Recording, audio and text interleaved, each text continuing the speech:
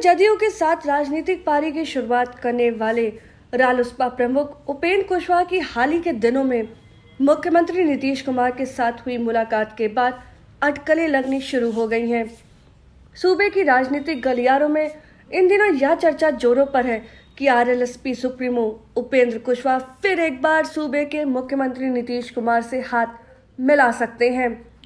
2 दिसंबर को उपेंद्र कुशवाहा ने सीएम नीतीश से मुख्यमंत्री आवास में मुलाकात की, जिसके बाद कयासों का बाजार गर्म है। विधानसभा चुनाव के बाद एक बार फिर प्रदेश में राजनीतिक हलचल जैसे दिख रही है। एक और विधान परिषद की मनोनयन कोटे की दर्जन भर सीटों को भरे जाने को लेकर सरगर्मी तेज हो गई है, तो दूसरी ओर हार की समीक्षा कर रहा जदयू कुछ दिग्गज नेताओं की पार्टी में लाकर पिछड़े और मुस्लिम वोटरों के बीच पैठ जमाने की कोशिश में है। इसी परिप्रेक्ष्य में मुख्यमंत्री से उपेंद्र कुशवाहा की मुलाकात को जोड़कर देखा जा रहा है कि जबकि उपेंद्र कुशवाहा फिलहाल किसी नए राजनीतिक समीकरण बनने को संभावना से इनकार कर रहे हैं, इसके बावजूद चुनाव के दौरान बसपा और एआईएमआईएम के साथ गठबंधन कर सुर्खियों में आया रालोसपा अध्यक्ष उपेंद्र कुशवाहा एक बार फिर चर्चा में है। विधानसभा चुनाव के दौरान उपेंद्र अपने गठबंधन में मुख्यमंत्री के चेहरा बनाए गए थे। विधानसभा चुनाव में सीटों की संख्या में पीछे रह गए जदयू पिछड़ी जमात में अपनी राजनीतिक ताकत में इजाफा चाहता है। इधर लोकसभा और विधानसभा चुनाव में उपेक्षित सफलता नहीं मिलने के बाद उपेंद्र कुशवाहा नई रणनीति तैयार करने में जुटे हैं। इस बार के विधानसभा चुनाव में जदयू को 2015 के चुनाव के मुकाबले 28 सीटों का नुकसान उठाना पड़ा है। शाहाबाद के इलाके में जहां कुशवाहा और बसपा की ताकत दिखी और सीमांचल के इलाके में जदयू पीछे रहा। राजनीतिक विश्लेषक इसके लिए लोजपा की रणनीति को भी एक प्रमुख कारण मानते हैं।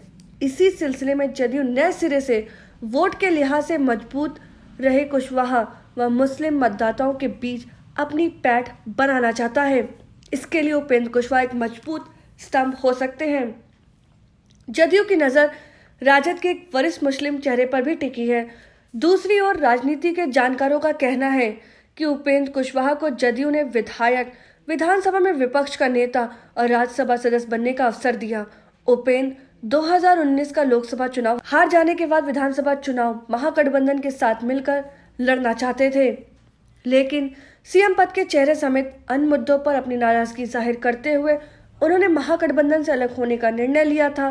साथ ही एमआईएम, बसपा, समाजवादी दल, डेमोक्रेटिक जनतांत्रिक पार्टी, सोशलिस्ट के साथ गठबंधन का चुनाव लड़ा। कुशवाहा दलित और मुस्लिम गठजोड़ का भले ही लाभ उपेंद्र कुशवाहा को नहीं मिला, पर ओवैसी की पार्टी के 5 और बसपा के 1 विधायक बने। राज्य में लोकसभा, विधानसभा व राज्यसभा की सभी सीटें भर गई हैं। सिर्फ विधान परिषद की 18 सीटें खाली हैं, जिनमें 12 मनोनयन कोटे की और 2 विधानसभा कोटे की सीटें हैं। 4 स्थानीय प्राधिकार कोटे की सीटें हैं, जिनके लिए अगले साल चुनाव होगा। जदयू ने इस चुनाव में 15 कुशवाहा उम्मीदवार उतारे थे, जिनमें 5 की जीत हुई। अगर आपको हमारा वीडियो पसंद आया हो तो इसे लाइक करें, सब्सक्राइब करें और साथ ही बेल आइकन दबाना ना भूलें।